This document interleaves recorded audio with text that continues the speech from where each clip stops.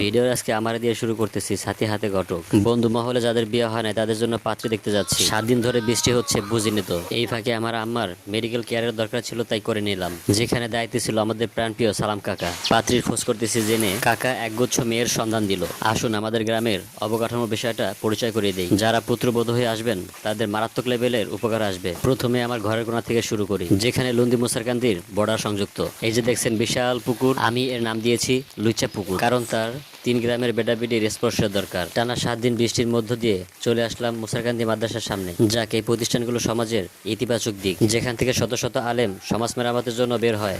দেখুন মুসারকান্দি থেকে দিঘির পাড়ের রাস্তার যে অবস্থা, শত শত যানবাহন থাকা সত্ত্বেও আমাদের কেন পায়ের বাহন চালাতে হয়। কর্তৃপক্ষের দৃষ্টি আকর্ষণ করে বলছি, আপনাদের এই রাস্তা মেরামত করা দরকার। আর এটা হচ্ছে লুন্দি মুসারকান্দি বাজার। এই বাজারে যা চাবেন তাই পাবেন, তাই এর নাম দিয়েছি আদর্শ মার্কেট।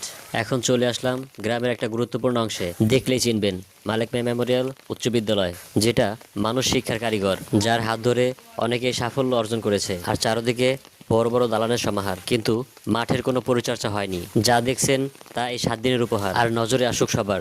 ধন্যবাদ।